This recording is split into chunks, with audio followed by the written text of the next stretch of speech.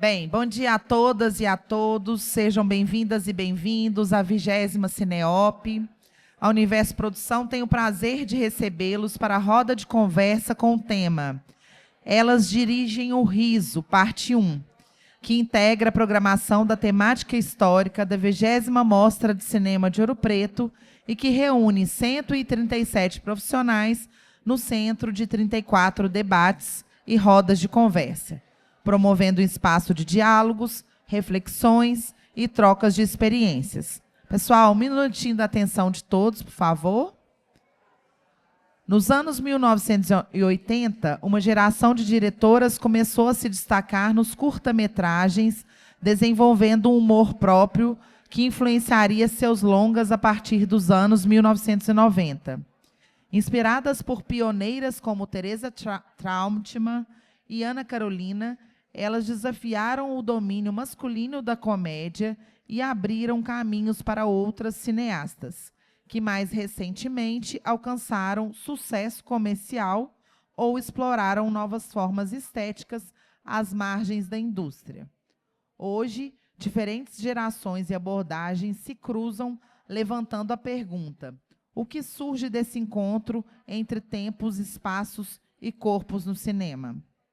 Para este debate, gostaríamos de anunciar e convidar ao palco a mediadora Juliana Guzman, curadora assistente da temática histórica Minas Gerais.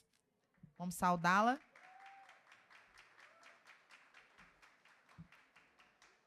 E os nossos convidados, aliás, convidadas, Betsy de Paula, diretora e roteirista de cinema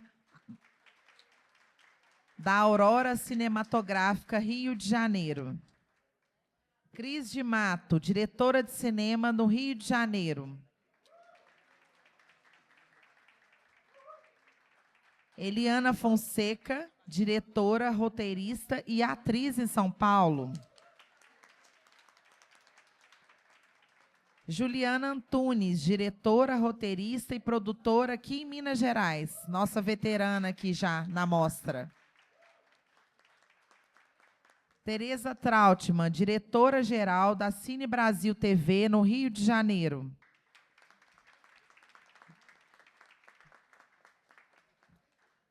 A 20ª Cineop, Mostra de Cinema de Ouro Preto, conta com a Lei Federal de Incentivo à Cultura, patrocínio Master Instituto Cultural Vale, patrocínio Itaú, Codenge, Governo de Minas Gerais, Caixa, parceria cultural Sesc em Minas, Prefeitura de Ouro Preto, Universidade Federal de Ouro Preto, Instituto Universo Cultural.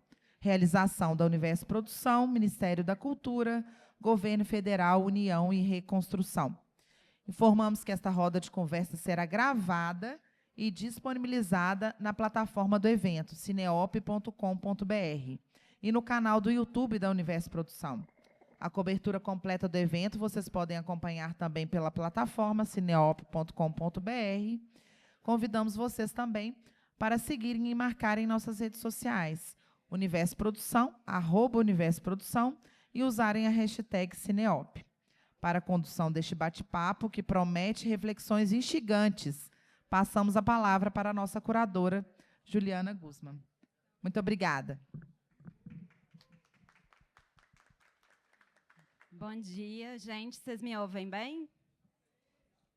É uma alegria estar aqui com essas mulheres, depois de uma mesa que ontem aqui também, que foi muito incrível. Então, essa continuação, essa parte 2 da mesa, Elas Dirigem o Riso, já começa muito afetuosa, né? E pensando nessa continuação, eu estava comentando com algumas pessoas como a mesa de ontem ela estava muito representativa das 2 sessões presenciais de curtas que a gente teve, uma na abertura da mostra e a outra ontem, que foram curtas ali dos anos 80, 90 e os curtas mais contemporâneos, né? E hoje, aqui, essa mesa ela está com um desenho muito interessante, que ela está muito representativa de um desenho de gerações que a gente propôs no exercício curatorial, né, eu e Kleber Eduardo, que está junto comigo na curadoria, a gente pensou essas gerações e tentou identificá-las, mas é importante dizer, né, antes de adentrar nessa discussão, que dividir esses filmes e pensar essas realizadoras em gerações não significa homogeneizá-las entre grupos, não significa que esses grupos eram homogêneos, absolutamente coesos, não é nada disso, né? É justamente tentar entender movimentos e tempos desse cinema e desse humor de mulheres construído no cinema brasileiro, e reivindicando o humor feminino, não, novamente, como uma categoria essencialista, mas como um artifício retórico que permita que a gente esteja aqui pensando juntas sobre essa construção do humor com as nossas diferenças, né, e com as diferenças dos filmes.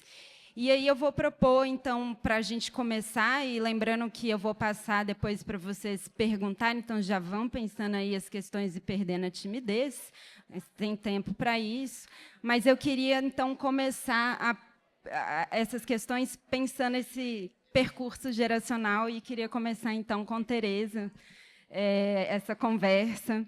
Eu estava lendo um texto da Ana Maria Veiga sobre Os Homens que Eu Tive, que é o filme da Tereza que vai passar, um filme de 73, e eu acho que ela define o filme com uma precisão inabalável, que ela diz que, no filme, a estética fílmica recobre a política, metaforicamente, como a lava que escorre sem pressa da camada externa de um vulcão.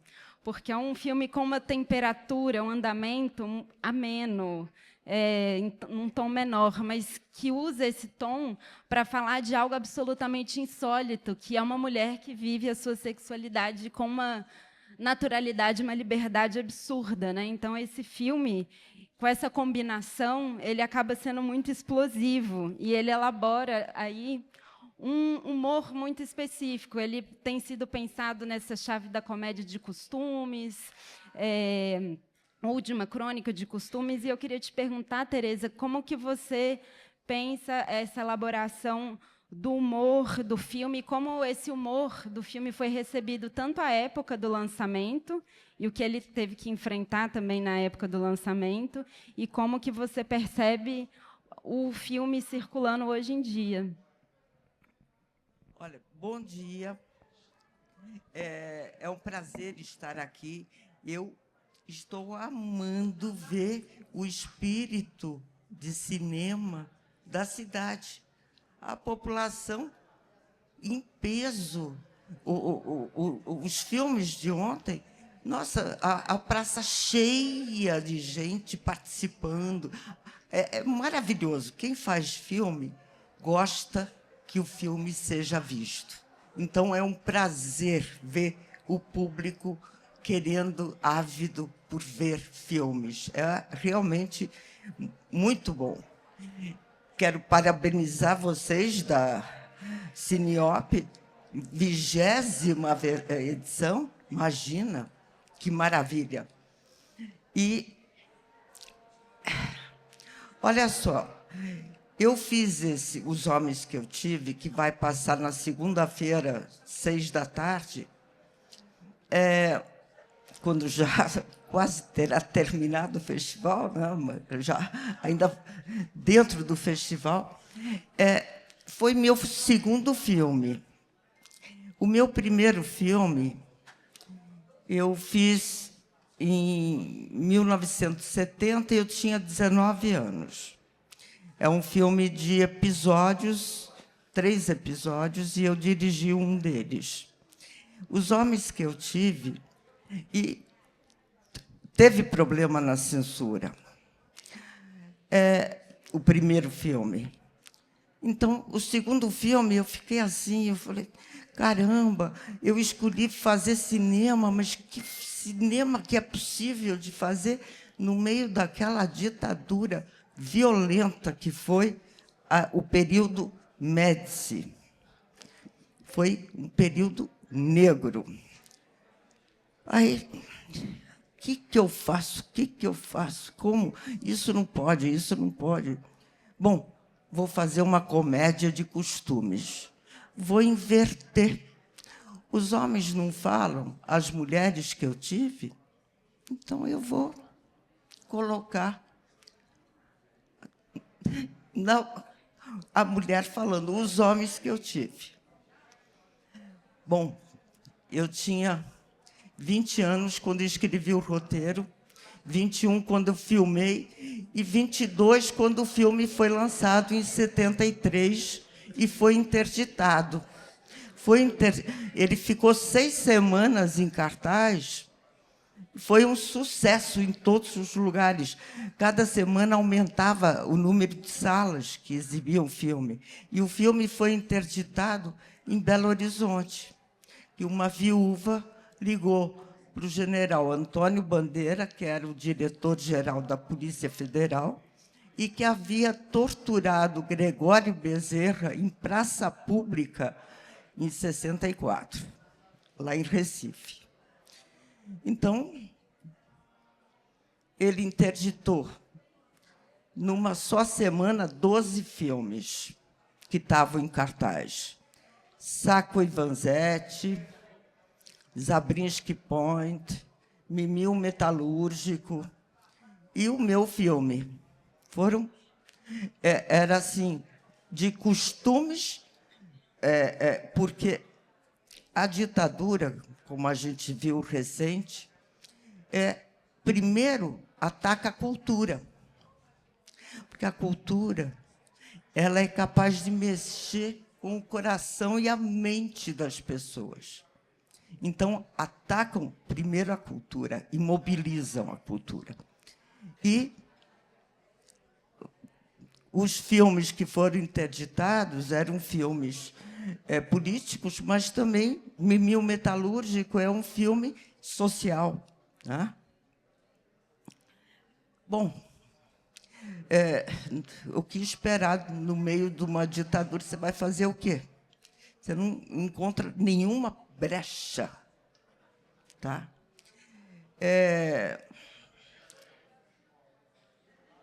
Eu espero que a gente nunca mais viva esses tempos que a gente viveu.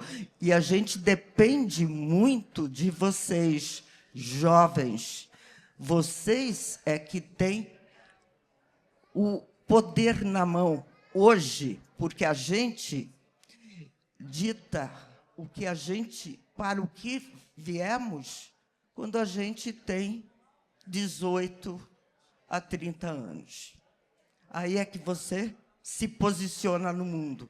Então, é muito importante vocês estarem muito atentos e defendendo o que vocês acreditam. Bom, vocês imaginam que eu ver o filme depois de tanto tempo, né? Eu fiquei muito feliz de ver que o filme não tem uma gafe, que é natural.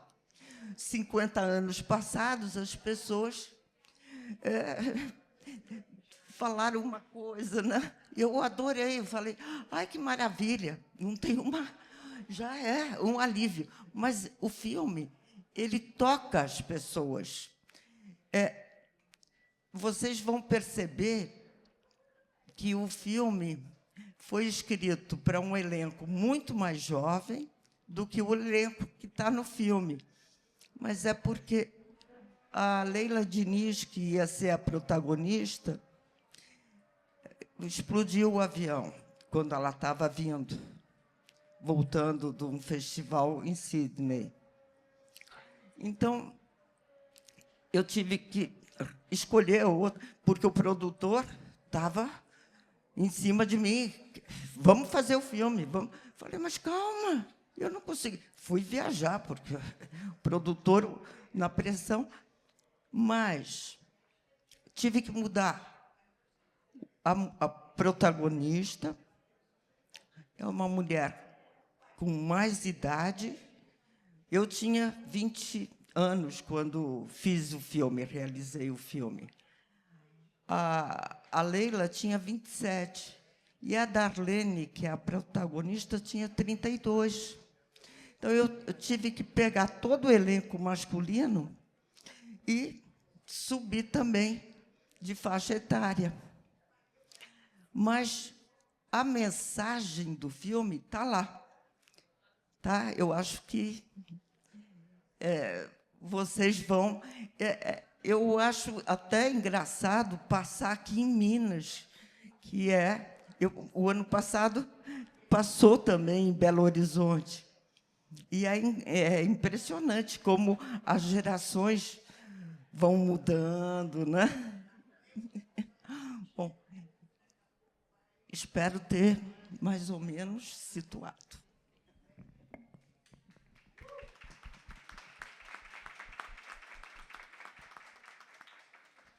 Não, e só uma coisa, assim, que nesses estudos eu encontrei o enredo que a ditadura escreveu na censura para o filme. E ele é hilário, porque assim, é revelador da desinteligência. Ontem algum filme falou de desinteligência, foi Diaba, a desinteligência.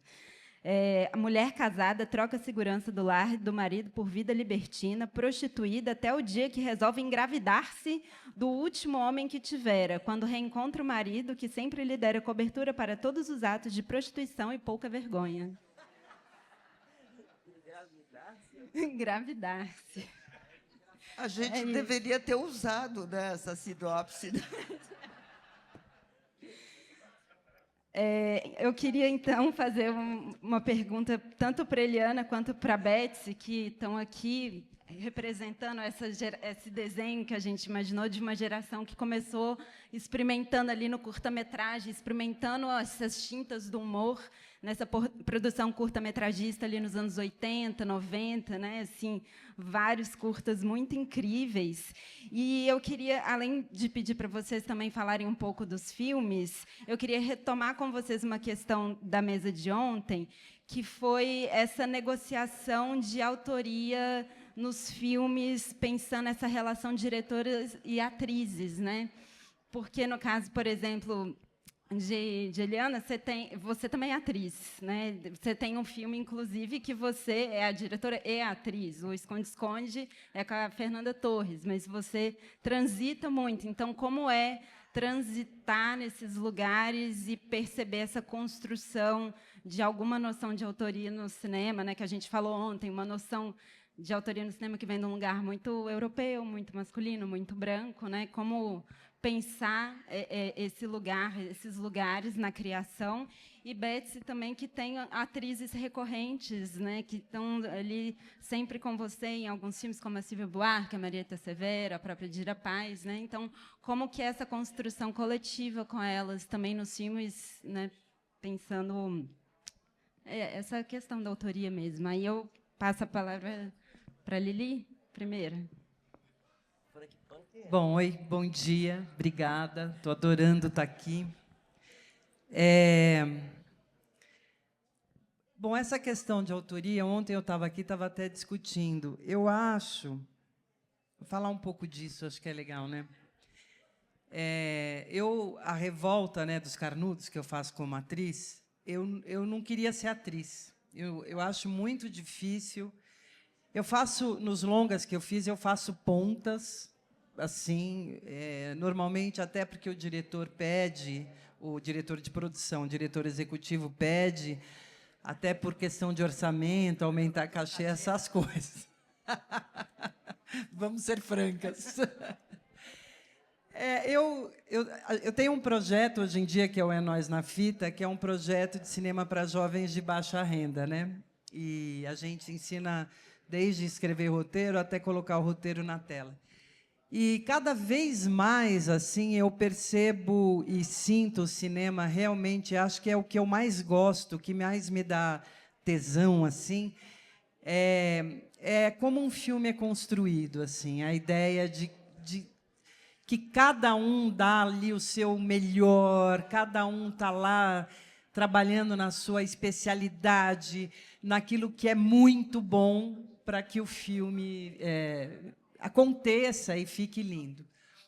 E eu acho que o grande barato da direção, obviamente não estou falando, eu acho que existem sim, porque você vai pegar um Bergman, o cara assina o filme. Não tem como, o cara é um gênio, um Billy Wilder, o cara ele assina o filme. Eu acho que eu estou muito longe assim dessas pessoas e realmente claro que a direção é como qualquer outra função. Uma vez eu vi o Jorge Furtado falar que ele nunca colocou um filme D. Eu até acho que tenho, eu não tenho noção. Eu acho que tem, acho que a Revolta não, o Ilha Rá-Tim-Bum tá um filme D. Também acho que nem fui eu que pedi, foi o produtor, que foi o Roberto que colocou. Eu acho que existe, sim, uma questão egóica quando a gente coloca ali. Eu acho que, realmente, cada vez mais eu vejo que não é um filme é um filme de todos. Mesmo porque, em cada processo, às vezes, você tem... às vezes, a arte é até mais importante, enfim. E eu acho muito difícil assim atuar e dirigir. A Revolta era para Mira Har fazer, e na hora H ela desistiu, e, enfim, acabei fazendo. E o meu assistente, o meu AD, era o Beto Brant. Estava bem de assistente. Cuspi na pobreza. Então, também, jovenzinho, o Beto é mais novo que eu. Mas, assim, era uma pessoa que ele já tinha me dirigido, inclusive, no Dove Meneghe. Então, estava em casa e ele é tão louco que eu vejo o filme, eu lembro de coisas que ele falou para eu fazer, colocar a mão aqui para não cortar. Então, eu estava muito segura. Eu acho que o grande barato assim do diretor, que eu acho uma função muito difícil, além da gente trabalhar esse conceito, que eu acho que a gente é quem dá unidade para o filme, o diretor, alguém tem que dar uma unidade ali, porque é muita gente pensando para vários lados. Então, além dele dar essa unidade, trabalhar... O trabalho, eu acho que mais difícil é conseguir passar o que é que você pensa como conceito, ouvir o que todo mundo está falando e incorporar o que é legal para o filme e discutir, mudar muitas vezes. Por isso que eu acho que Fica Velho é bom nesse sentido, assim, porque não é, senão ia ser terrível, que só cai tudo e não tem muita vantagem. Mas eu acho que ficar mais velho é bom, porque você vai deixando a tua cabeça mais elástica, sabe? A gente não tem que provar mais nada.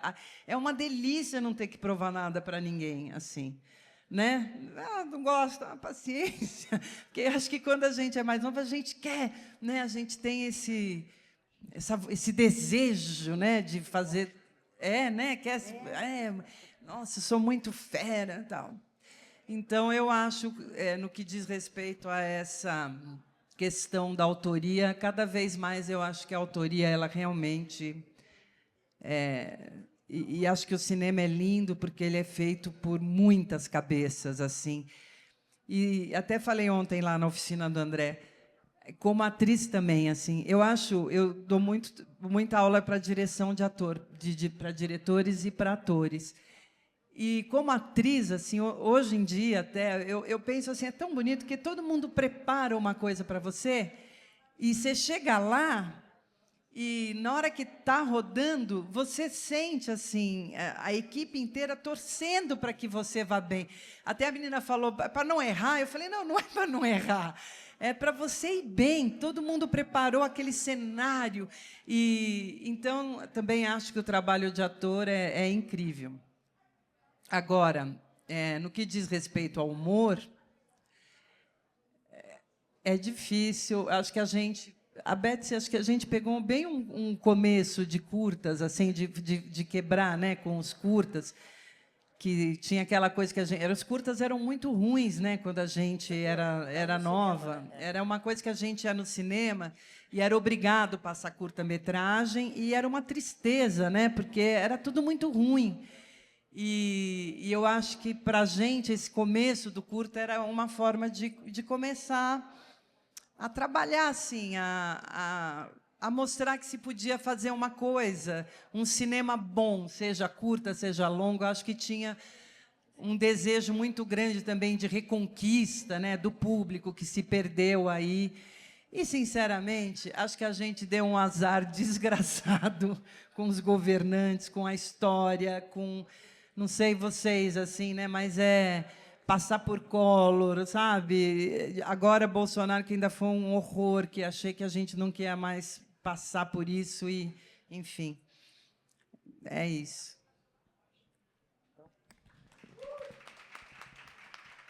Alô. Eu só queria fazer uma observação. Não é que os curtas eram ruins. Isto é uma coisa que não é verdade. É que o que acontecia é que havia a lei do curta. Era um curta antes do longa no cinema. Então, os exibidores que eram contra, porque eles perdiam uma parte da renda que ia para o curta, então, os exibidores sabotavam essa lei. Isso mancomunados com as majors, com a Motion Picture of America. Então, eles selecionavam os filmes e produziam filmes dos sobrinhos, sabe?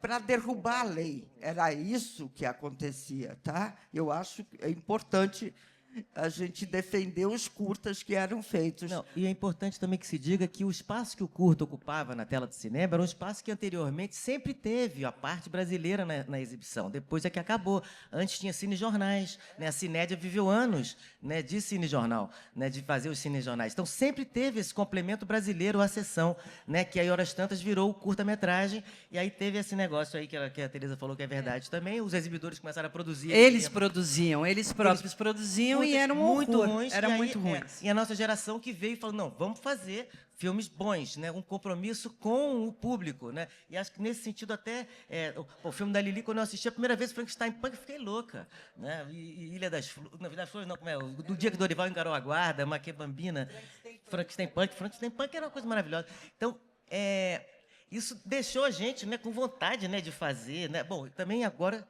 que eu comecei a falar, já volto para o início. Muito obrigado ao festival por ter me convidado para vir aqui, adorando, né? Estou morando enfim, eu sou um cineasta carioca que já morou em Brasília, onde eu fiz meu primeiro longa, que é o Casamento de Luiz, que a gente vai assistir amanhã, né, às 8 horas. E agora estou morando na Bahia, né? Então, perdida por aí, me recuperaram, estou adorando estar aqui, ainda mais com essas pessoas maravilhosas, essas mulheres maravilhosas daqui na mesa, né? Realmente, gratidão pelo convite. Então, eu sou sobrinha de Chico Anísio. Então, fazer comédia sempre fez parte, né, da vida desde pequeno. E a família, muito grande, todo mundo se achava mais engraçado que o Chico Anísio, né? Tinha esse detalhe, né? Cada um se achava, todo mundo faz piada. Então, a gente foi criado, cultivado nessa coisa né, do riso e da graça. E na hora de fazer o curta, a gente tinha essa obrigação, né, de fazer um filme, que vai passar no cinema, que a pessoa que comprou para ver o Batman vai curtir ver o meu filme, né? A gente tinha essa determinação assim, né? E aí, né, fizemos lá o que foi possível, né? Eu fiz o SOS Brunet e, bom, não foi muito bem exatamente como eu gostaria, mas né, fomos indo, né, até o Casamento de Luiz, que é o meu primeiro longa que eu já fiz em Brasília, que a gente pegou o Collor, né? Então eu sou da geração que realmente foi curta, e aí Zero, e aí volta tudo de novo, onde eu conheci Roberto Toreiro, Ana Mui Laerte, outra galera chegando, né? E com ele que eu fiz com o Toreiro, foi meu parceiro para fazer o Casamento de Luiz. E, enfim, eu gosto muito de fazer comédia, eu acho que comédia é uma coisa que transforma as pessoas, eu acho que comédia o rir de si mesmo é uma coisa que diferencia os seres humanos dos outros animais, né? Só as hienas mesmo que riem também, além dos seres humanos, né? Então, essa capacidade que a gente tem de rir de si mesmo, de achar graça, você pode, com a comédia, tocar em coisas, né? Falar de coisa séria, né? Fazendo comédia. Depois de 3 longas de comédia, eu fiz ao mesmo tempo um documentário, que foi o Revelando Sebastião Salgado, e aí colou esse negócio, ficou bom, e eu fiquei só fazendo documentário, mas mesmo os meus documentários são documentários engraçados, são documentários de comédia. Uma vez num festival, o cara perguntou, você não vai fazer um filme sério nunca? Eu fiquei até ofendido, falei, todos são sérios, né? Não é porque faz rir que deixa que não é sério, que eu não estou tratando de questões que eu estou querendo tratar delas, né? Que nem sempre a gente pensa que está fazendo uma coisa e faz outra, né? Mas vai tentando, né? Assim, tipo, principalmente nos curtas. Mas, enfim, eu acho muito importante fazer o riso, sabe? Acho muito transformador né, a comédia. Espero voltar brevemente a fazer longas de ficção e comédia, mas os curtas também, não pode falar mal deles, né, nem dos documentários. É isso.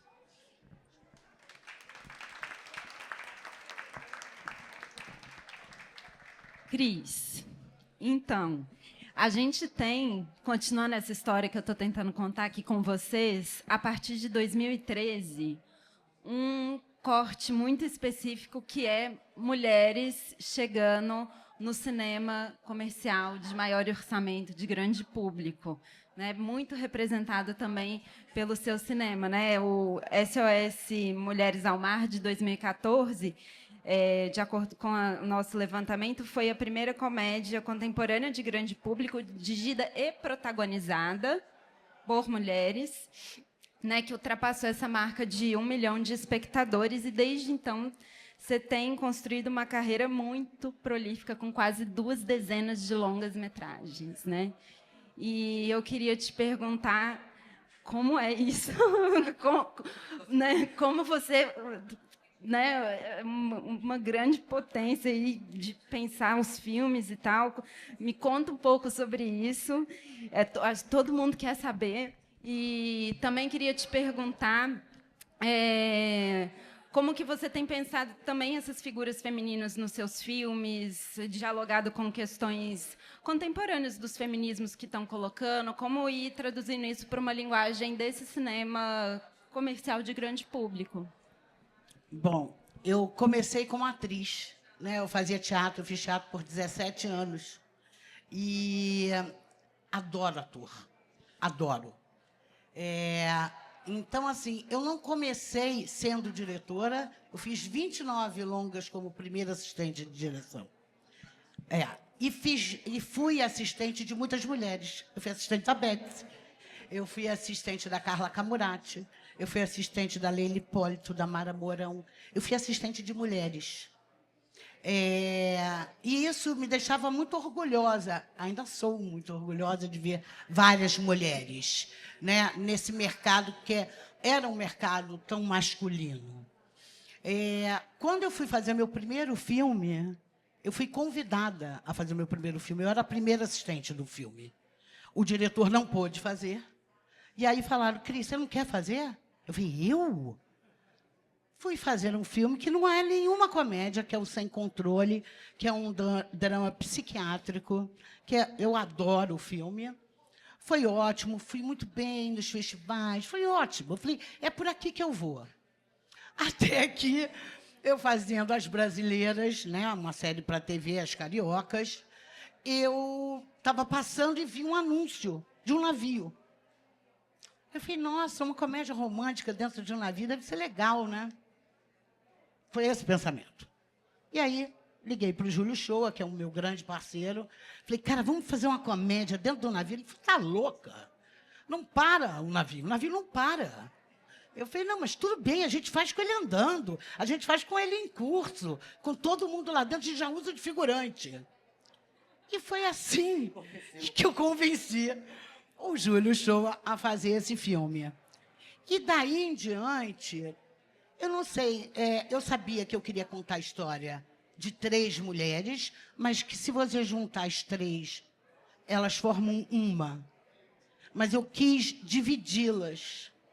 E quis contar. E daí em diante, eu não faço nenhum filme, eu acho, que eu não tenha a protagonista sempre feminina. Sempre. Né? O Silvio Santos foi impossível, foi o único, mas todos os meus outros filmes foi por aí. E um filme foi puxando o outro filme. Né? Ah, você não quer fazer o 2? Você não quer fazer, antes do 2, o Linda de Morrer? Me apresentaram um argumento, aí me apresentaram um argumento, e do argumento a gente começou a fazer o roteiro. E assim eu vou fazendo. A minha vida dos 19 foi exatamente dessa mesma forma. Eu tenho um roteiro, eu tenho um argumento, geralmente é o argumento. Vamos desenvolver? E eu mergulho. Né? É assim, estou aqui até hoje assim, mergulhando, pegando fôlego e mergulhando.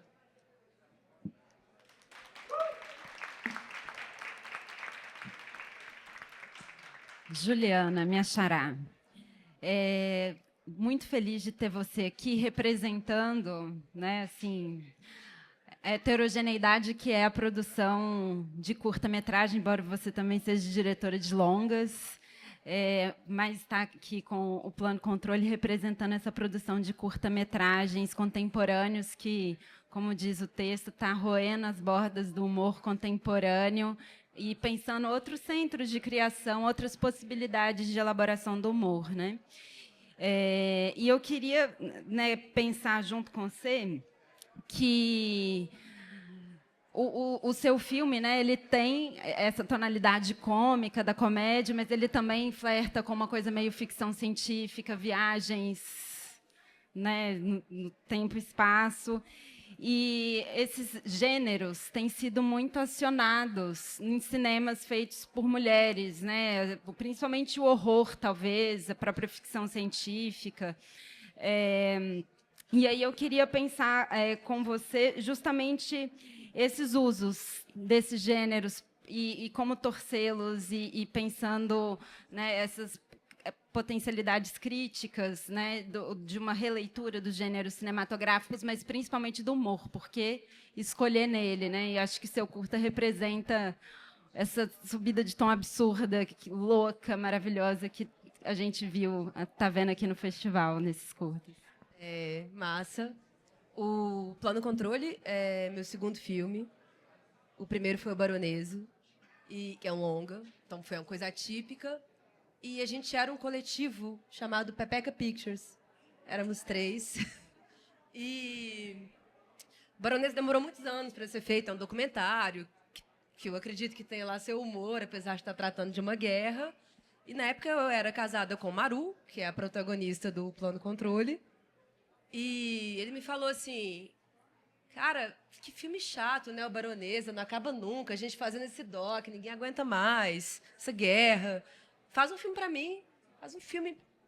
E aí eu escrevi um filme que demorou 6 anos para acontecer. Eu escrevi o roteiro do Plano Controle em uma noite. Foi assim, tinha um edital de curtas, R$15 mil, e a Dilma tinha acabado de levar um golpe. E eu falei, bom, imaginei que daí viria algo horrível, infelizmente veio. E aí veio a ideia de tratar desse filme a partir do absurdo e da tragédia que é ser brasileira. Então, e como tratar isso, como que a gente leva isso no humor. Então, a história basicamente é uma pessoa tá olhando o telefone dela e ela quer muito viajar para Nova York.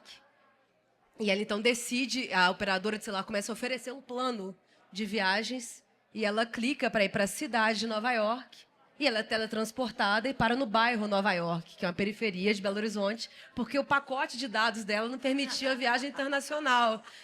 Então, essa pessoa começa a voltar no tempo a partir de arquivos de TV e tem um recorte de imagens humorísticas, tipo, sei lá, o Van Damme ereto ali no Gugu, imagens de novela, imagens absurdas da televisão brasileira.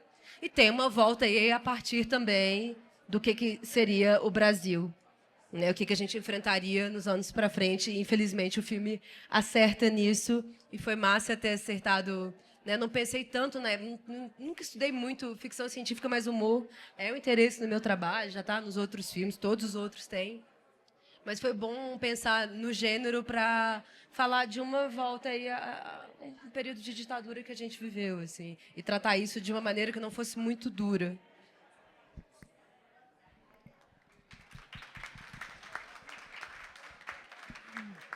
Só falar que foi interessante como nesse percurso as coisas se fecham, né? Começa com a censura do filme da Tereza e o obscurantismo bolsonarista com o teu, né? Então, é isso. Estejamos atentas, atentos e atentes. E aí, gente, eu espero que vocês já tenham perdido a timidez a esta altura, porque gostaria de saber se alguém tem questões, perguntas, comentários, que a gente passe o microfone.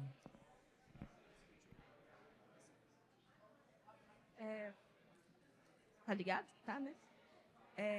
Boa tarde, né? Bom dia. Meu nome é Maria Cecília, sou estudante de jornalismo da UFOP.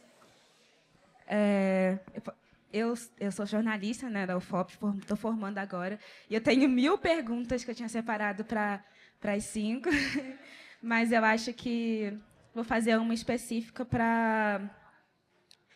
Vou começar com a Cris. Eu acho que você possui grandes filmes no cinema brasileiro, né? Filmes que fizeram sucesso aí nas bilheterias que eu assisti durante a minha adolescência, inclusive. E eu queria perguntar que, no cenário atual, como você vê o papel das mulheres na produção de um humor popular, mas que questiona os estereótipos? Deu para entender? Isso. Olha, eu acho que as mulheres sempre estiveram no mercado, né? A gente não tinha visibilidade, mas sempre estivemos aqui. Eu acho que para a mulher dirigir a comédia, né? Ou a mulher ou o homem, quem quer que seja, ele precisa ter uma coisa que é uma leveza, né? Eu acho imprescindível você ser uma pessoa leve quando você quer mostrar uma coisa leve. Estereótipos de mulheres, eu acho que hoje em dia não cabe mais, né? Eu vim de uma geração passada, né? Onde, sim, eu acho que eu também trabalhei isso. Eu acho que eu vejo isso em alguns filmes.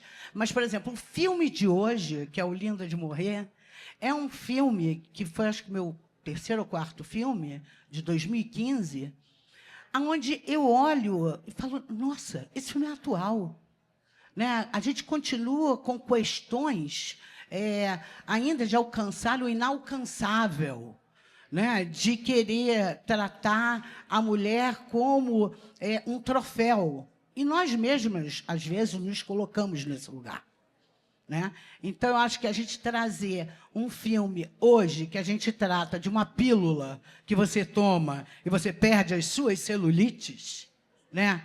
E morre. Você morre pela boca, né? Pela sua escolha, né? Não, tudo bem, gente. O spoiler de um filme de 2015, está tudo certo. Assistam, porque eu acho que a gente traz à tona coisas que em 2015 já existiam e que a gente continua insistindo numa história errada. Esse estereótipo não existe mais, para mim.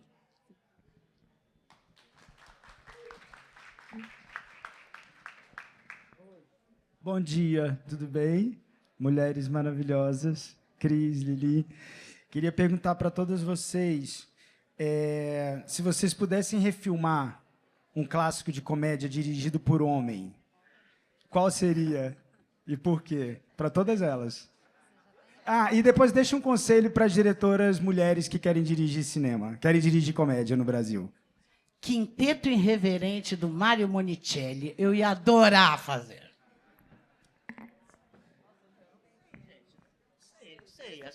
Acho que assim de supetão tá meio difícil, mas qualquer Billy Wilder eu tô aceitando. Né? Tamo junto. Meu apartamento falasse. As Aventuras de um Padeiro. As Aventuras de um Padeiro.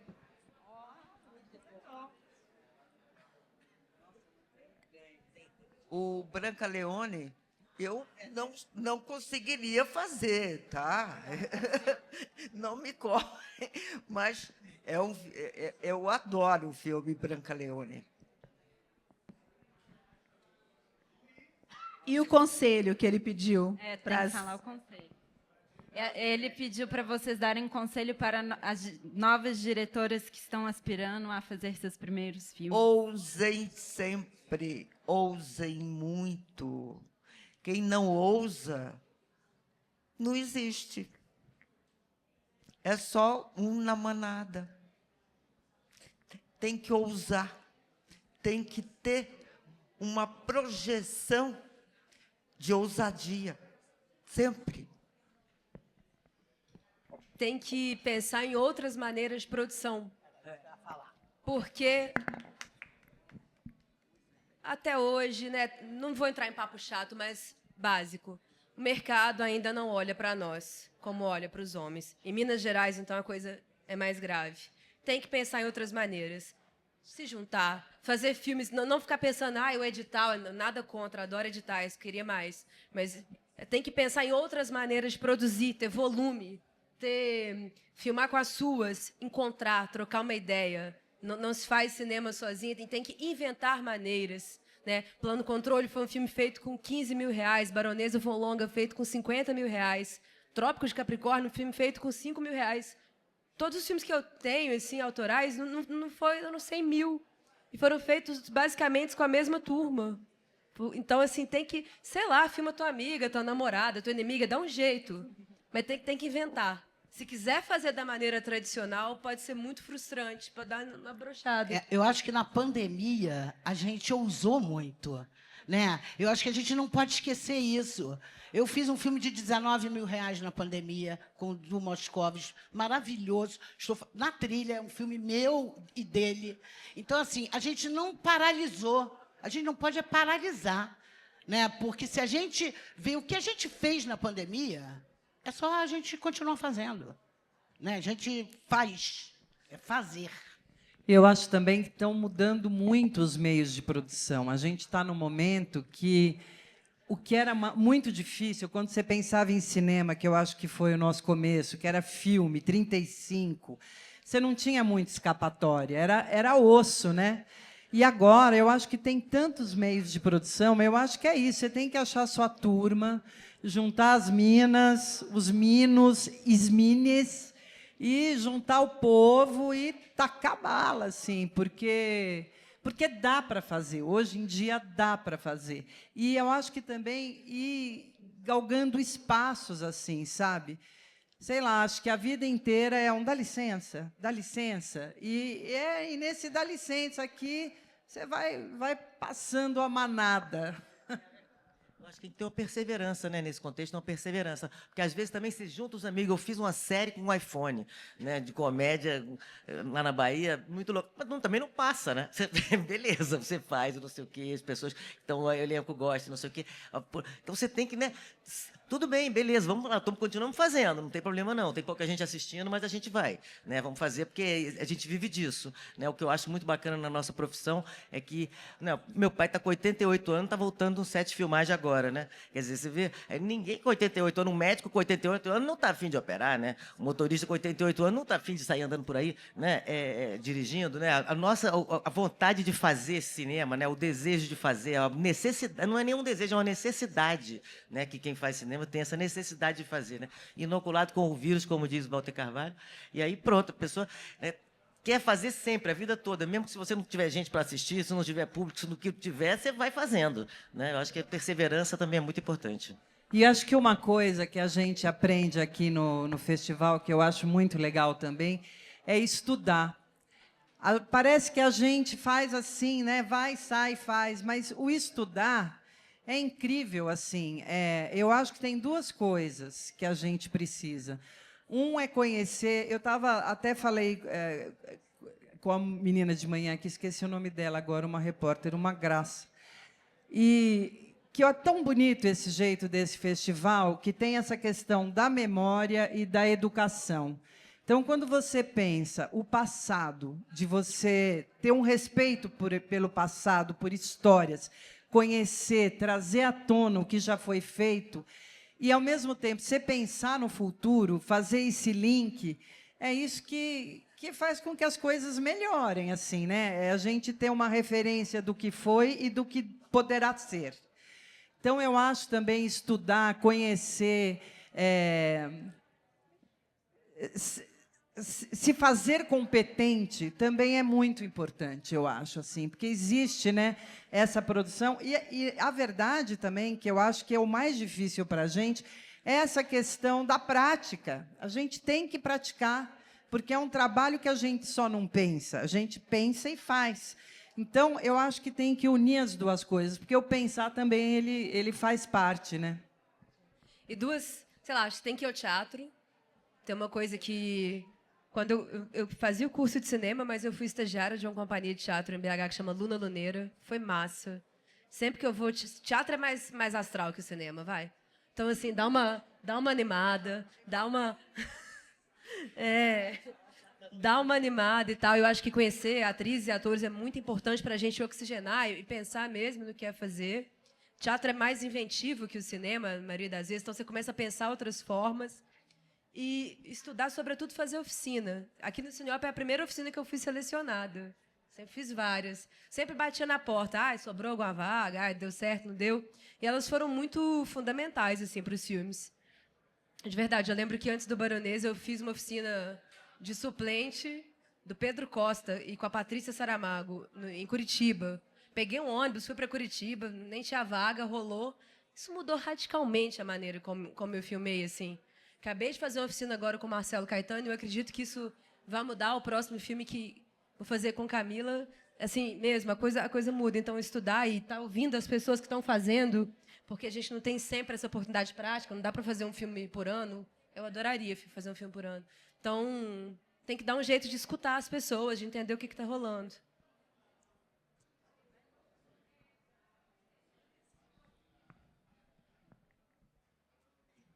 Oi, bom dia. Sou Marcos Melo, de Porto Alegre, da Cinemateca Capitólio. Queria primeiro cumprimentar o festival por essa mesa maravilhosa e vocês todas aí, incrível essa curadoria, tá muito legal resgatar todas essas trajetórias, né, que são tão diferentes, mas que se aproximam tanto, assim. Queria falar para a Tereza que eu estou muito assim feliz de poder conhecê-la pessoalmente. A gente exibiu em dezembro último na Cinemateca Capitólio essa cópia restaurada do Homens que eu tive, que é maravilhosa a restauração. Insisto muito para quem está aqui, não perca a sessão segunda-feira, que realmente é um privilégio.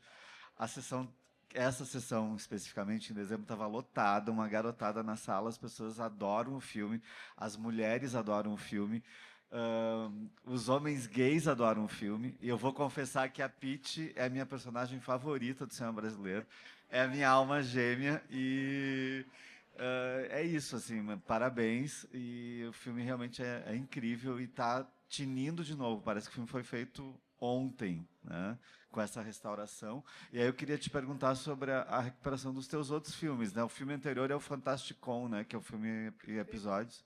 É Perdido? E Os Sonhos de Menina Moça, né, que é um filme que eu lembro que teve em Gramado, tem um elenco assim all-star, eu acho que é um dos elencos mais estrelados do cinema brasileiro, e é um filme que meio que também sumiu do radar, assim, eu me preocupo muito com essa coisa dos filmes que desaparecem, né, aconteceram no momento e de repente a gente não ouve mais falar dos filmes, dos diretores, das diretoras, e o festival resgata essas trajetórias todas, né? Eliana, Betsy, a Cris, você principalmente, e a Juliana, essa novíssima geração que vem com tudo, né? E é isso, parabéns pela mesa. Olha, obrigada. Eu adoro saber das exibições do filme. É impressionante o retorno que você tem, sabe? Eu acho que foi nessa sessão em Brasília, é dessa que você está falando? Ou outra? A Porto Alegre também. Eu adorei as imagens que você me mandou lá de Porto Alegre. E em Brasília foi a Roberta Veiga, que é professora de cinema da UFMG, e que ela falou, eu não estava, mas me impressionou muito a fala dela, eu acho que resume bem o filme, que o filme suspende o patriarcado. Eu acho que é uma definição bastante acertada, sabe?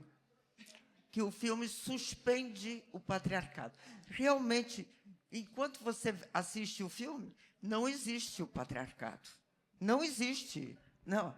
Cai, ele simplesmente cai. Desaparece. Tá? Eu gosto dessa definição.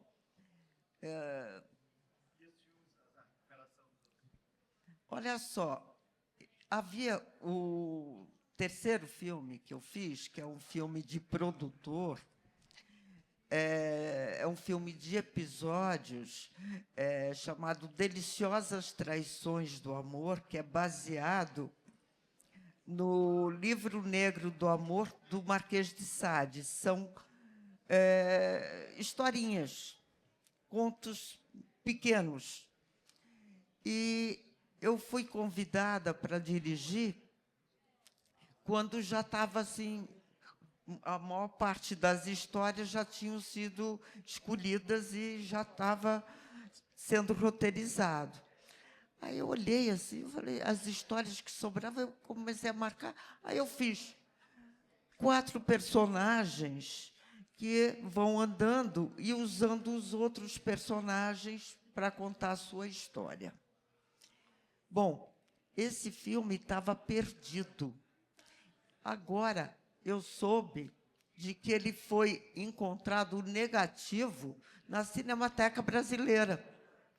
E ele está sendo restaurado também e vai ser exibido agora em agosto, parece, lá na Cinemateca Brasileira, vai ter essa...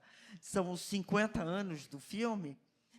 E é um filme, vamos dizer, de produtor, tá? É uma comédia e que a censura, como tinha um índice, tá? De quem eles tinham que censurar, eles cortaram exatamente os cortes que eles sugeriram foi em cima do fechamento das piadas. Por infelicidade, o produtor era marinheiro de primeira viagem. E ele, para economizar, ele fez os cortes no negativo. Mas eu fiquei louca com ele. Eu sou chateada com ele até hoje, 50 anos depois, porque é como se você vai e corta uma orelhinha, não gostei da orelhinha, corta o dedo, corta a mão, corta um pedaço. E, no caso do filme, ficou no fechamento, no coroamento da cena, vinha o corte. Então, eu estou curiosa até, eu vou a São Paulo assistir essa restauração, e está sendo super bem feita.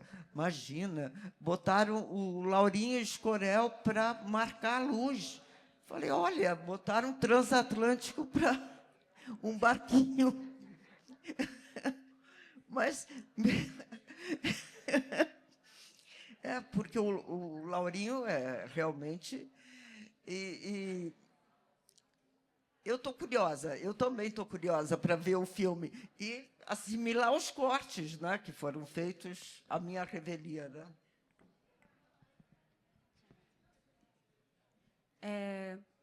Uma pergunta mais geral agora. Eu acho que hoje, não só no Brasil, mas no mundo, a gente está com uma dificuldade gigantesca de entender os limites da liberdade de expressão, que é uma coisa que é muito presente no humor. Né? A gente tem que saber o limite de até onde brincar.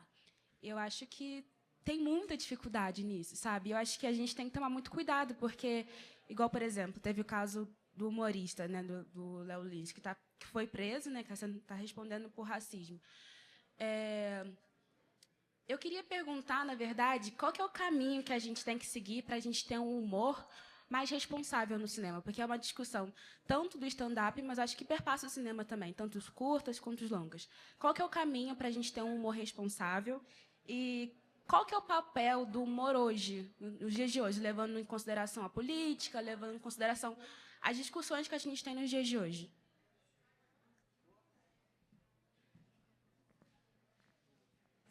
Eu acho que a importância do humor hoje é a importância do humor sempre. Porque humor é reflexão. Quando a gente faz uma piada e a gente ri, seja uma piada política ou seja sobre a gente mesmo, a gente está... Quando a gente fala da gente, eu acho que a gente está aprendendo a rir da gente mesmo. E isso é super importante. Tem nada mais chato, mais careta e cru do que uma pessoa que se leva muito a sério. Assim, isso é saída. E quando a gente faz... humor é isso, humor é reflexão. Humor é uma coisa que te toca é uma comunicação profunda, muito grande, de alma, é você ser compreendido. Na hora que você ri de uma coisa que eu falo, é porque você entende isso e a gente compactua de uma ideia. E isso é muito legal. Eu acho que eu acho assim humor transformador. Eu acho que é o que você consegue pensar e falar, vamos partir para outra, ou, nossa, como a gente é tolinha e ainda acredita. Assim, eu acho que é reflexão pura.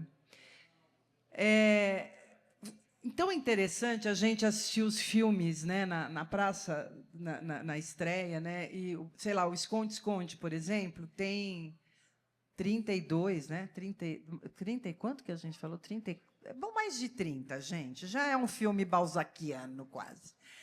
E as pessoas ainda riem daquilo. E eu achei legal uma coisa que você falou, de como não dei nenhuma bola fora. Como é importante a gente não dar bola fora. E eu fico pensando que, quando a gente fala humor, você tem, desde do clássico ali, que a gente vai ler, até falei isso também agora há pouco, você vai pegar a gente vai... Eu vou pegando as pessoas do meu lado, sou uma pessoa que é muito física. Não, um horror, sentar do meu lado, assim, daqui a pouco...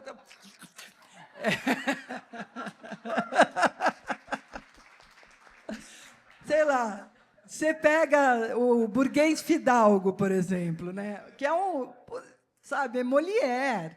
E quem não tira sarro desse novo rico, dessa pessoa? O que é o burguês fidalgo, se não essa pessoa que só pensa em consumo, em que acha que é de uma estupidez total, né? Assim, uma alma pequena e acha que vai poder adquirir grandes coisas, que o dinheiro compra. É isso. Então, e tem aquele humor, que é aquele humor rasteiro, sei lá, que também está lá, a gente ri, né? A pessoa que cai, tropeça, e fala... sei lá, eu sou uma pessoa suspeita, porque eu gosto muito de fazer rir. Nada me dá mais prazer do que fazer uma coisa e alguém rir. Não de mim, mas comigo, tem uma diferença, e eu adoro que riam comigo. Por outro lado, sei lá, eu tenho umas coisas que eu nem... esse menino que eu esqueci o nome agora, estava até falando com o Kleber agora, que eu nem quero lembrar, porque eu não faço questão do nome dele, é uma coisa que o que me espanta é ter 700 pessoas num lugar que acham aquilo engraçado. Isso, para mim, me dói. As 700 pessoas que vão lá me dói mais do que ele, porque eu falo, cara, ou quando... pagando. Quer dizer, uma coisa que, para mim, eu falo, o problema é maior, assim, sabe? Eu não sei, eu não gosto de videocassetada. Eu sempre me preocupo, se ela pega fogo no cabelo, sempre eu penso na dor da pessoa, eu falo, meu Deus... Aliás, o humor tem isso, né? De você... Tem uma coisa, quando a gente lá lê o Riso, do Bergman, lá que todo mundo, né? Tem uma coisa que eles falam assim, o palhaço, a gente ri do palhaço porque a gente sabe que não é de verdade. Quando você percebe que pode ter dor de fato, você não acha aquilo engraçado. E é humano. Eu gosto muito do Com Kids, que é um festival para crianças, de produções para crianças. Eu vi um teste que eles fizeram com crianças pequenas, que era assim, era um ovo que ele vinha de moto, e ele pulava sabe aquele cortador de ovo que fatia em coisinha assim, que a gente põe na salada? Então, aí era assim, o ovinho pulava, vinha com a moto, pulava e as crianças assistindo. Aí tinha uma hora que a moto de um não ia, e ele passava pelo ralador e ele fatiava inteiro. E as crianças choraram, mas elas começaram a chorar, desesperadas, porque o ovo tinha sido fatiado. Então, eu entendo que hoje a gente veja isso e você fala, o ovo fatiou. E o ovo, tudo bem ser fatiado, mas quando isso acontece com uma pessoa, eu já acho mais grave, assim. Então, eu não sei, assim, eu fico pensando que o humor também testa muito o nosso limite do humano. E, para mim, me interessa, não sei se é careta, se é poliana, como é que a gente dá o nome disso, mas não me interessa, assim, o sofrimento eu não acho engraçado, acho triste quando faz piada com a não cultura, que a pessoa não sabe responder. Sei lá, eu acho que a gente pode, o humor, ele pode ter ser a serviço de uma coisa mais nobre, assim, sabe? Da gente rir das nossas mazelas, das nossas incapacidades, dos nossos desejos não realizados. Eu acho que existem muitos pontos em comum que a gente pode trazer e que vão nos falar a respeito e que a gente vai falar, puta, realmente, hein? Foi fogo, sabe? Eu penso assim. Tem uma coisa interessante, é quando você está filmando uma personagem que sabe rir de si mesmo, assim. Exemplo, teve o Baronesa, tinha a Lady, que é uma das atrizes, ela estava grávida de um cara, mas ela tinha um amante. E eu não podia contar, a cena podia ser horrível, imagina, ai, João, agora eu estou aqui, esse corno que está atraindo com José, seria uma cena ruim. Mas eu comecei a escutar a galera falando que, quando você tinha um menino, era 20% do outro. Esse filho aqui é 20% meu, 15% seu. Então, a porcentagem de uma criança era uma coisa muito interessante nessa feitura. Então, peguei isso e botei no filme, assim, porque a personagem estava rindo de si. Você tem que rir com ela, não pode rir dela. Tem que zoar o opressor, cara. Não dá para ficar. Mas, assim, também tem que entender a personagem que sabe rir, porque tem gente que só sabe sorrir. Tem aquela galera que você conta a piada, o povo... Não tem gente que não tem a mãe, assim, então tem que também pensar nessas personagens que não só a história, não adianta você querer contar uma história incrível se a personagem não carrega. Tem que ser da figura também que está sendo filmado, um pouco. Eu queria falar uma reflexão que eu fui, 50 anos atrás, se dizia que mulher não tinha humor, que as mulheres não entendiam as piadas.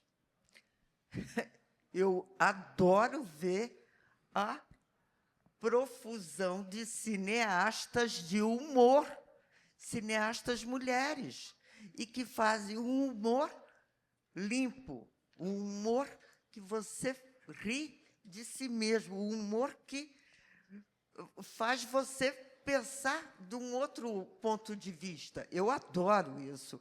O humor é uma linguagem universal. O meu filme passou uma vez um público enorme nos Estados Unidos, sem legenda. Eu falei, puta merda, vai ser um desastre, né? Mas as pessoas riam, porque o humor é uma linguagem universal. Todo mundo entende. Todo mundo entra, sabe? É um facilitador, sabe?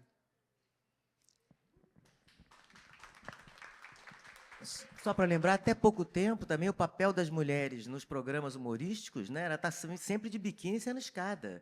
Né? Você não tinha, né, até Cacete e Planeta, outro dia, era a Maria Paula, só tinha uma mulher e um monte de homens fazendo comédia. Então, nós estamos realmente...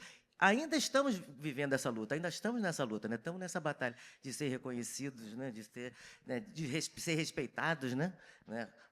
Todos nós, né? Dentro da comédia, enfim, só para lembrar. Não, lembrando, eu comecei a fazer Cacete Planeta e saí do Cacete Planeta porque os meus quadros estavam indo muito bem, mas é uma loucura. E já perdi o trabalho, fiz um dos primeiros programas de stand-up na TV e parei porque eu estava grávida. Eu tive que parar porque eu estava grávida. Porque, gente, não dá para rir de uma mulher grávida. Uma mulher grávida é quase uma santa. Sendo que eu acho que eu seria santa de qualquer jeito. Poderia ser quadrigêmeos, eu continuaria santa. Mas é uma loucura isso. E eu estava até falando agora de manhã, essa ideia, você pode pegar qualquer filme americano e assim, ai, por que você gosta dele?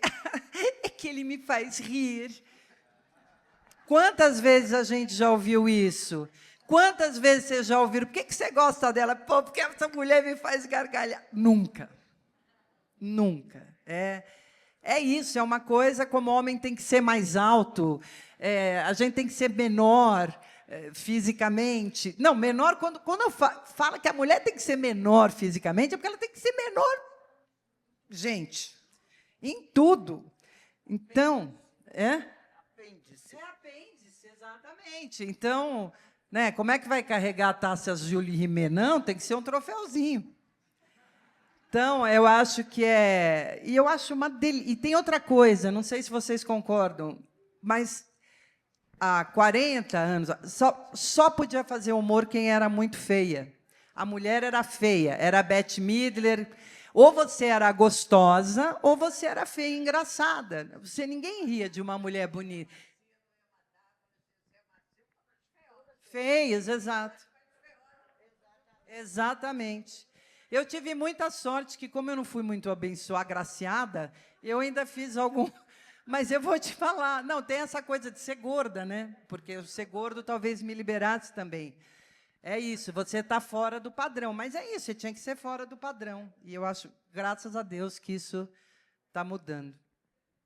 Você fez Caceta e Planeta? Eu fiz no comecinho, eu era a menina do Caceta. No começo, eles pegaram... O Caceta e Planeta começou com...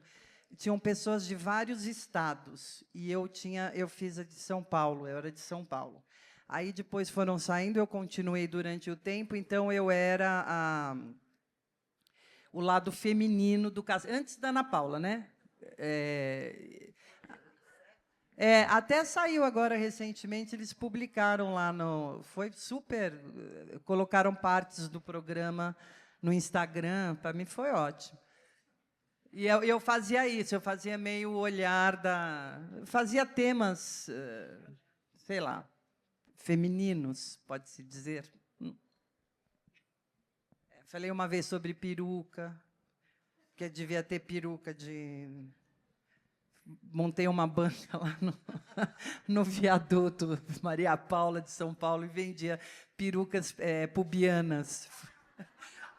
E fui numa fábrica de peruca, eu adorava isso. E mergulhei, assim, tinha um monte de peruca que eles jogam fora. Eu escorreguei e falei assim, ai, gente, agora eu sei como se sente um piolho. Sei lá, umas bobagens, assim, eu adorava fazer isso.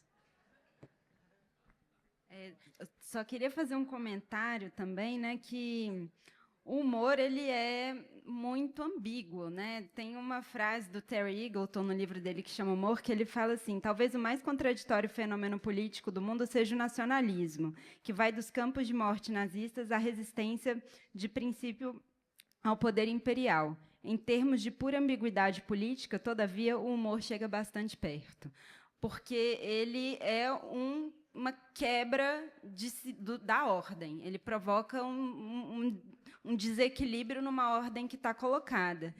E tem ordens que a gente quer fazer ruir, que a gente quer implodir, né? E aí o humor é estratégico. Mas tem ordens, por exemplo, é uma ordem, um acordo social, não vamos ser racistas, LGBTfóbicos, machistas. Isso é uma ordem que a gente colocou para o nosso mundo. Essa ordem não nos interessa fazer ruir, né? Então, é como manipular essa ferramenta e reivindicar essa disputa, porque é isso, tem esses humoristas de direita, reaça pra caramba, né? Então, é um território que tem que ser disputado, né? Muito forte, enfim. Mas só é pegar essa ambiguidade. Tem mais uma pergunta? Oi, boa tarde. Desculpa se eu começar a gaguejar, que eu estou nervosa. Mas eu queria parabenizar vocês, porque vocês são umas inspirações, mulheres muito fortes na minha frente. Apesar de eu não ser do audiovisual, eu olho para vocês e vejo realmente como inspirações.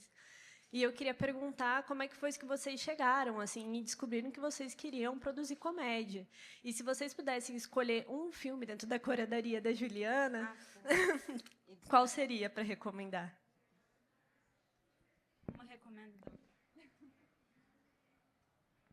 Quem quer começar, gente? Eita. Escolher um filme da curadoria? Os Homens que eu tive. Segunda-feira, que horas? Eu também estou nervosa. A primeira pergunta foi... como que vocês chegaram e descobriram que o audiovisual era para vocês, que vocês gostariam de trabalhar como diretoras, atrizes, principalmente dentro da comédia, assim, que é um gênero que até ontem a Marisa comentou que sempre foi um gênero de segundo plano, que ninguém nunca se via trabalhando com isso, sabe? E principalmente sendo mulheres dentro dessa indústria que até hoje é muito machista. Eu não sei fazer outra coisa. Eu me questionei várias vezes, sei lá, na pandemia, então eu ficava, putz, por que eu não sou médico? Né? Nem passo mal fazendo exame de sangue, é meio óbvia a resposta. Mas, assim, eu nunca pensei em fazer outra coisa que não fosse cinema mesmo, assim, não tive dúvida no vestibular, assim. Mas a comédia, nunca pensei. As minhas amigas sempre me achavam engraçada e falaram que eu deveria ter um programa no YouTube. Só que, olha, eu tô com vergonha de falar aqui, imagina no YouTube, não ia dar certo. E eu comecei a perceber que os meus filmes, o primeiro filme, sobretudo, as pessoas riem bastante, riam com ele, assim, dele, estavam lá. Eu falei, eita, eu acho que eu consigo fazer isso. E foi. Eu vou sugerir que vocês assistam Puxar Brasa para a Sardinha. Não Quero Falar Sobre Isso Agora, que vai passar domingo às 5. Eu estou como atriz, a Marisa e o Evandro, é um filme do Mauro Farias, que quando foi... Eu acho o filme muito legal. É um filme que não conseguiu quase ser exibido. Foi bem... Acho que foi num ano que foram produzidos 2 filmes apenas. E aí, essa coisa de distribuição, que, bem, se a gente entrar nessa seara, a gente vai longe. Então, venham, vai ser uma delícia, eu acho. E o filme é muito divertido, assim. Eu acho bem bacana. E, às vezes, eu acho que ser engraçado é que nem ser bonito, assim. Você não pede para ser. Você... É porque é bonito, a gente, às vezes, é feio, mas a gente dá uma melhorada, né? Você faz um cabelo... A gente consegue melhorar, né? Eu acredito muito nisso. Mas não fica bonito igual aquele povo assim, bonito. Não fica, não fica. Não, quando é muito bonito, é o amigo que fala que a beleza é relativa, a feiura não. Agora, eu acho que engraçado tem isso, assim. Eu acho que para mim, sempre falaram, ai, como você é engraçado. Às vezes eu estou falando sério, a pessoa fica assim, falando, eu estou falando super sério. Então, eu também, assim, eu cresci numa família muito engraçada. Meu pai era muito engraçado, e de humores muito diferentes, assim. Meu pai contava piadas, ele era um contador de piadas, sabe? Aquela pessoa que fica rodinha em volta. E a minha mãe era uma mulher que tinha tiradas muito boas. Minha mãe tirava sarro das coisas, assim, era aquela da turma que sabe, quando você cria código, e aí você faz e aí tudo, porque fez enfim. Porque o humor é isso, o humor é código, né? Você cria um código. Então, e aí eu acho que esse ambiente, para mim, foi bom. Assim, hoje em dia, eu também acho a minha casa engraçada, assim. Acho que o bom humor é meio inerente, assim.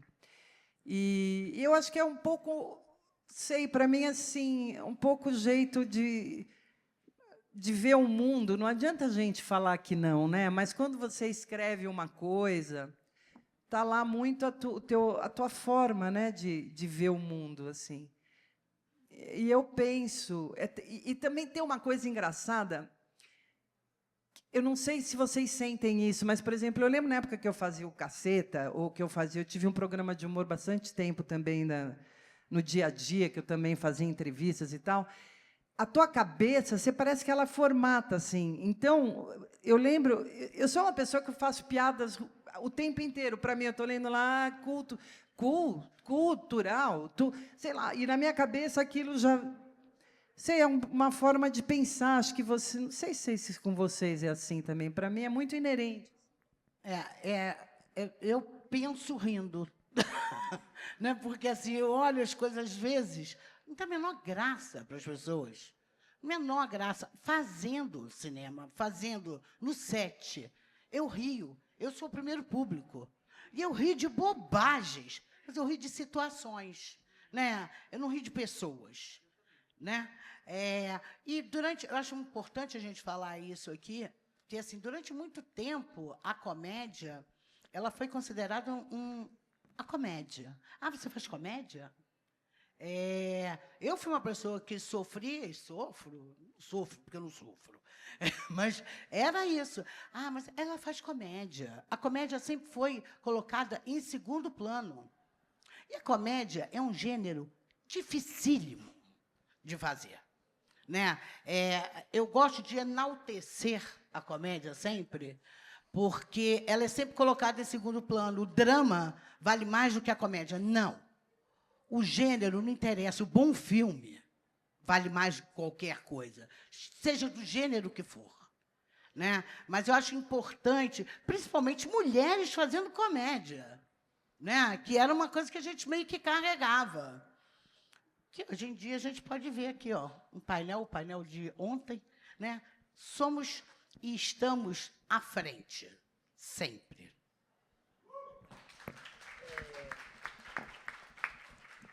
De carona aqui na fala da...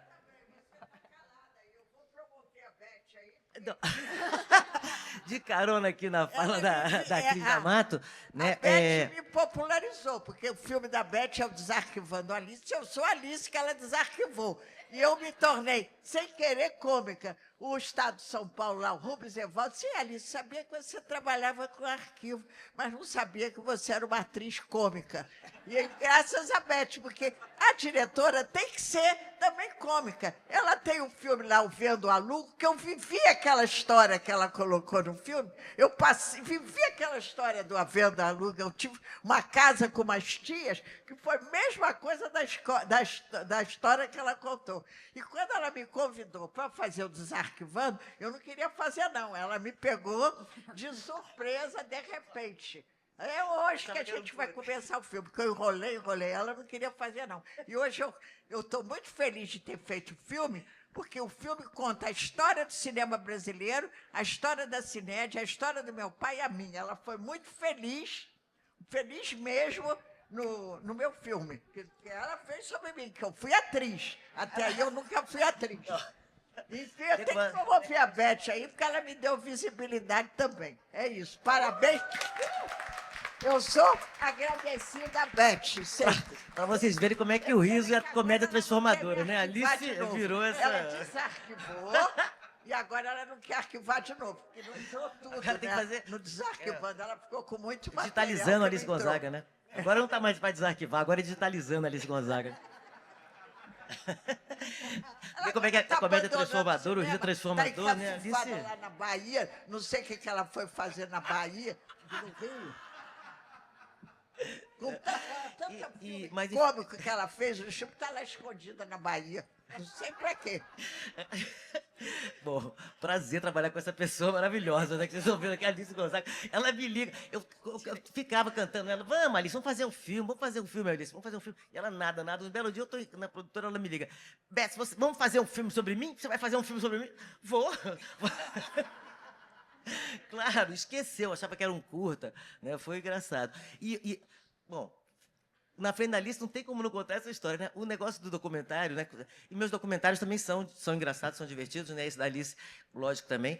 E ia filmar com a Alice, falava, só falta um plano, agora o filme está quase pronto, só falta um plano, vamos lá filmar só a Alice abrindo a gaveta do Humberto Mauro, é só isso. Alice abre a gaveta do Humberto, tudo pronto, Alice abre a gaveta do Humberto Mauro, eu não vou abrir essa gaveta, não. Fechava a gaveta e pá. Falava, meu Deus do céu, documentário é essa obra aberta, né, que você está pensando que vai fazer uma coisa e a outra coisa aparece, né? Bem divertido. Mas, enfim, foi bem complicado para mim também no início, né? Porque, na verdade, a minha família, apesar de ser sobrinho de Chico Anísio, meu pai é um dos caras precursor do cinema novo. Então, o cinema novo era aquele negócio contra a chanchada, né? Já era aquele... Então, né, quando eu comecei a fazer comédia, né, já virei a ovelha negra da família na hora, né? Como é que pode, né, fazer comédia? Não, né? Então, o início foi bem complicado até começar a fazer documentário, né? Mas, enfim, eu acho que é isso mesmo, porque a comédia era um gênero menor, né? Era considerado um gênero menor, então era bem, né? Bem difícil fazer. Muito mais difícil comédia que história. Pô, agora que a Alice já falou. Parabéns. Casamento de Luiz? Vai passar domingo, Casamento de Luiz, meu primeiro longa. Dira Paz, Marcos Palmeira, Silvia Buarque. Silvia Buarque trabalha comigo de 10 em 10 anos. Quando eu faço um filme, lá vem Silvinha ser atriz. Não sei, eu acho que eu repito sempre os mesmos atores. Acho que é porque eu gosto de trabalhar. Eu sou tímida também, né? Está na hora de mudar. Né? Né? Vamos inovar. Vamos inovar, né? Não, eu acho que sim, também acho. Vamos tentar. Tem uma categoria que ela existe, gente, que são documentários engraçados. Documentários podem divertir, tem que... Sim, pode. Revelando Sebastião Salgado, Desarquivando Alice Gonzaga, Dissecando Antonieta. São documentários engraçados. Olha, eu quero fazer aqui uma cobrança pública, não tem nada a ver com comédia, tá? Mas a Betsy, ela tem existem os macacos muriqui, que são os maiores primatas das Américas, e que eles moram aqui em Minas, principalmente, tá? Eles formam bandos e eles são matriarcais. São as mulheres, as fêmeas que são maiores, e elas é quem defendem o território quando tem alguma ameaça. É um matriarcado total. A Betsy tem filmado aí meia hora, 40 minutos de material inédito. Eu peço para ela fazer, não é verdade? Eu peço para ela fazer uns 15 anos, pelo menos. Tereza, você sabe que eu atendo os seus pedidos, né? Você pediu o filme para a Antonieta, eu fiz o filme da Antonieta, não fiz para ela, mas fiz.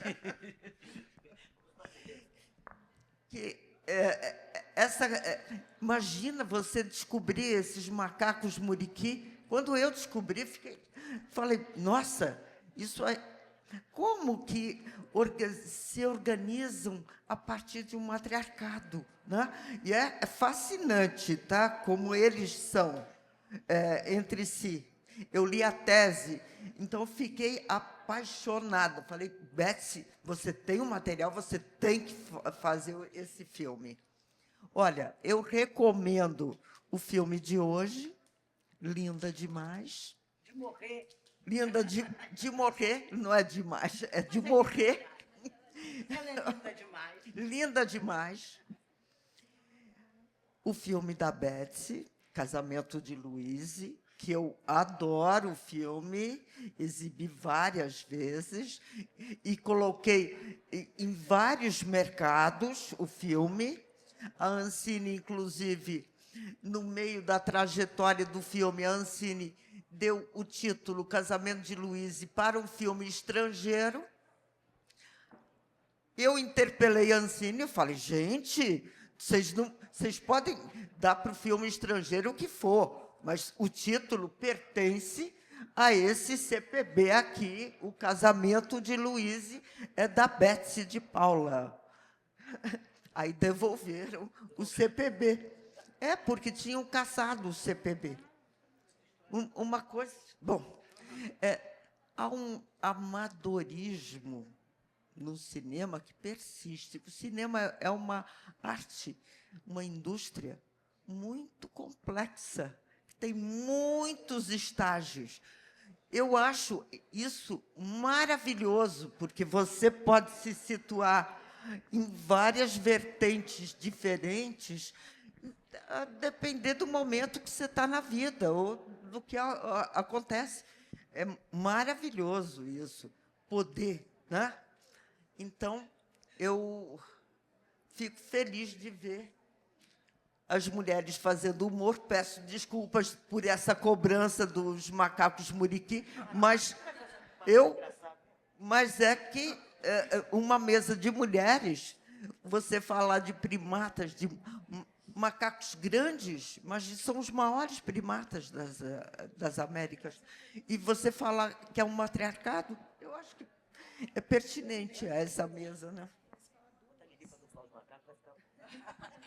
Botar a Lili para dublar os macacos, né? Vai dar bom, hein? Já dublou macaco, né? Macaco não, mas já dublei cachorro. Aí, ó. Eu lá do super... Macaco Agora também, sim, ó. O que acontece quando juntam vários O que a gente não faz por um papel? O que acontece, né? Aí a resposta, o que acontece quando juntam essas cabeças todas? Elas latem. Mais alguma pergunta, gente? Não? Sempre tem alguém quando a gente pergunta, vocês têm certeza? Aí a pessoa vai, não. Eu acabei de rodar o meu primeiro curta, que é de formatura na UF, e eu queria perguntar uma pergunta mais geral, inclusive uma comédia com ficção científica. E eu queria perguntar, vocês que têm trajetórias tão ricas, dicas para quem está começando, continuar persistindo e defendendo suas histórias, principalmente histórias que meio fora da curva, assim, de comédia que as pessoas não apreciam tanto, principalmente se posicionar em set e, enfim, conseguir continuar defendendo nossas histórias. Você bebe, não? Acho que histórias são tão únicas, são tão nossas, né? Que às vezes a gente, não, uma comédia fora da curva, né? Uma comédia com ficção científica. Acredite na sua história. Né? Se você acreditar, se você bancar essa história, todo mundo vai acreditar. Basta a gente, como diretor, acreditar naquilo ali. Se todos vão gostar, aí a gente já não sabe. Né? Mas que a gente acreditando é muito melhor, né? Sem a gente se desvirtuar, porque os outros querem ver assim. Não, como você quer ver? É isso. Minha opinião. Se posicionar em set, você perguntou isso, né? Para dirigir tem que atuar. Tem como. E o set ele é um organismo muito vivo, né? Cada dia a galera tá de um jeito. Não estou falando que eu mando bem no set, não. Mas tem uma coisa que é realmente...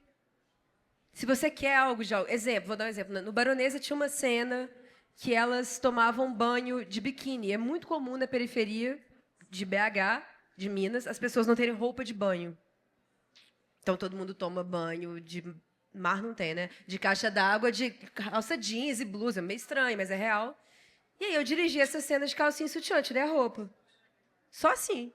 Então, você tem que se entregar, às vezes, sabe? Dar umas provocadas. Porque se você sentar... Não vai ter uma cadeira, né? Mas sentar num caixote e ficar...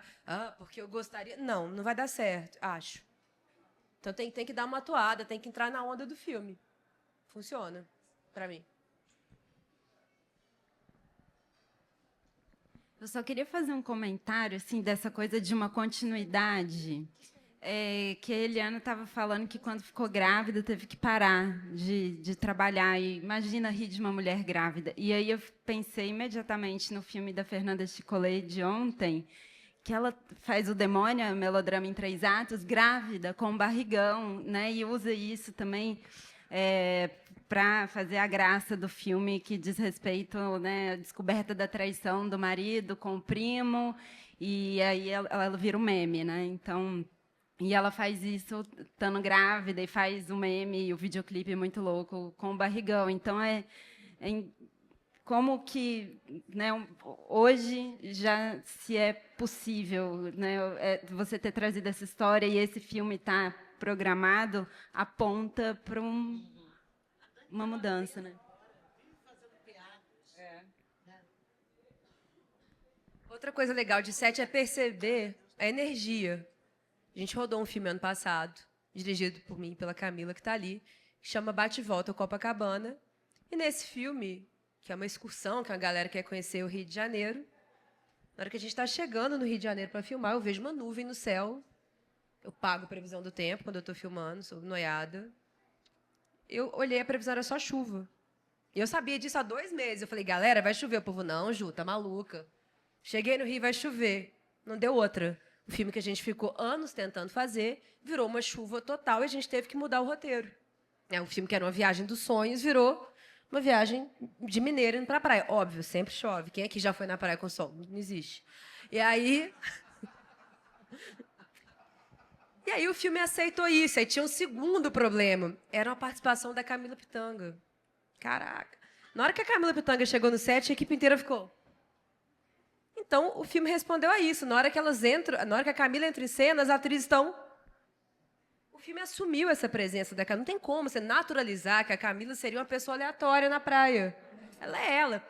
Então, as cenas viraram outra coisa. Uma cena que era a Camila fumando no sol, virou uma coisa meio Panteras detonando. A praia nublada, aparece a Camila Pitanga, levanta os óculos, e as três estão... Tem que entender, tem coisa que eu pego com a equipe que é muito massa. Assim, perceber a reação da equipe quando você está filmando pode te dar muita coisa massa. Esquece não leva o roteiro tão a sério. Não se levar tão a sério, não levar o roteiro tão a sério. Faz bem. A Rita Lee falava não se levar muito a sério, não levar a vida a sério, porque ninguém sai dela viva. Né? Ninguém sai da viva vivo, então não se leve tão a sério. Já dizia Rita. Gente, então, sem mais perguntas? Vocês têm certeza absoluta? Ah, tem mais um. Aí, ó, eu sempre tenho. Essa é para você. É, eu queria te perguntar como é que foi para fazer essa curadoria? Porque deve ter sido muito difícil. Ontem você até comentou uns dados sobre o número de mulheres diretoras, enfim, que produzem filmes e tudo mais. E tendo uma temática especificamente sobre mulheres no humor e tudo mais, deve ter sido um trabalho muito complicado de ter escolhido. Como é que foi esse processo todo para você, para fazer essa curadoria? Tá, eu vou ficar sem graça, que eu estou no lugar de mediadora, eu não quero falar muito.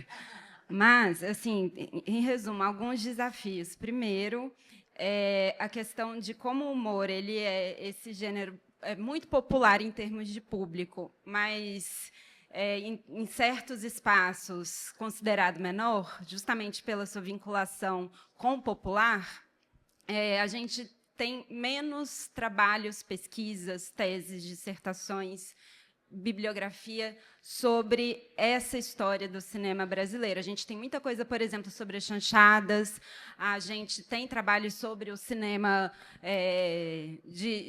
mais comercial de grande orçamento, a gente tem o trabalho da Sheila, né? A gente tem algumas coisas pontuais também, de alguns artigos, como, por exemplo, no livro que a Camila coorganizou também, a Camila estava aqui até agora há pouco tempo, Mulheres Atrás das Câmeras, que tem um artigo sobre essa filmografia de mulheres no humor, especificamente, mas são poucas coisas, né? Então, o primeiro desafio foi entender essa história sem ter tantos registros de onde pensá-la, né? Então é quase que um exercício também de, a partir dos filmes que a gente foi descobrindo e redescobrindo e colhendo, né? Catando, para evocar a Vardar, assim, a gente foi catando os filmes e a partir deles entender a história que eles estavam contando, né? Essa foi uma questão, e também a delimitação do humor, porque a gente não queria delimitar, fechar o que é esse sentido da comédia, porque os filmes que estão aqui representados nessa mesa são muito diferentes. Então, a gente quis trabalhar com uma fronteira mais porosa dessa ideia de humor, né, e dos subgêneros da comédia, porque senão a gente poderia estar excluindo experiências que estão reivindicando esse lugar do riso. Então, esse foi um desafio, chamar alguns filmes nesse lugar de diálogo para olhá-los a partir dessa perspectiva, né? E eu acho que e lidar com um volume também grande de filmes, né? Foram vários filmes assistidos, fazer escolhas é sempre deixar muita coisa de fora, né? O próprio levantamento que tem no catálogo, né, é um levantamento ele acaba porque uma hora ele tem que acabar, o catálogo tem que ser impresso, mas o esforço de levantamento ele é contínuo, nunca acaba, enfim, e lidar com vários filmes que a gente assistiu no levantamento, fora, né, enfim, que o levantamento está só os filmes dirigidos e protagonizados por mulheres, né? Mas o universo que a gente pesquisou foi muito além desse recorte também. A gente chegou nesse recorte, que já é volumoso. E é isso, esse esforço sempre implica uma falha e ele sempre implica deixar coisas de fora. E a gente tentou, justamente, na curadoria, contar essa história dessas gerações, né? Esse foi o norte. E a gente espera que a gente tenha conseguido transmitir um pouco desse percurso, também trazendo né, esses outros lugares. Uma coisa que foi importante, trazer os curtas-metragens, né, para a gente deslocar um pouco esses lugares mais reconhecíveis dessa história também. Um pouco isso. Tá bom? Tem uma fala que é sempre assim: todo filme é o resultado do processo dele, assim, né? Tem essa coisa. Você perguntou, tô na sua pergunta até agora. Por exemplo, no Plano Controle, que é o filme que está aqui na mostra, a personagem ela se teletransporta agarrando em antenas. E na pré-produção eu comecei a procurar antenas lindas. Aí eu estava na favela do Taquaril, em BH, vi uma venda com antena incrível. O cara falou: mas para subir vou ter que fazer uma remenda aqui na escada. E eu subi. Aí eu vi a antena lá. Na hora que foi descer, eu não encaixava na escada. Eu sou baixinha, gordinha. Começou a me dar um medo. Aí eu fiquei lá nas antenas, comecei a ficar tonta. E a favela inteira gritando: pula, pula, pula. E eu ficava olhando desesperada. Eu fui resgatada pelo Corpo de Bombeiros. Pensa nisso. Pré do filme, locações. E quando eu desço, o cara vira: então, tem que fazer um BO. Eu tenho esse BO, né? Então, estou pesquisando um filme de ficção científica na qual a personagem se teletransporta por antenas. Eu fui olhar a antena para filmar. Tem que se jogar nos filmes, não adianta ter essa distância de esperar. Não. Filme bom, ele é feito com tesão, ele é feito com ousadia. Senão não vai dar certo. Pode até dar certo, não vai ficar frouxo, assim. Então, se joga. Não precisa, né? Corpo de bombeiro, jogar não se jogue literalmente, tanto, né? Se joga. Não se joga literalmente, não pula. Espera o bombeiro. Tinha mais alguém? Ela... Última. Ali? Cadê o microfone? Está chegando. Obrigada. Oi, boa tarde. Fala mais perto do microfone. Boa tarde. Sheila. Era para reiterar o recorte, né, que é muito bom, sobretudo trabalhar um pouco mais o mainstream, né, é muito bom isso, né? Eu estava lembrando quando o Carlos Manga foi o homenageado aqui, né, e agora desse jeito. Já faz tempo isso, né? Isso é muito bom. Parabéns. Obrigada, Sheila. E, então, podemos encerrar essa mesa e eu vou encerrá-la falando que hoje, reforçando, às 18 horas, na praça, vai ter Linda de Morrer, né?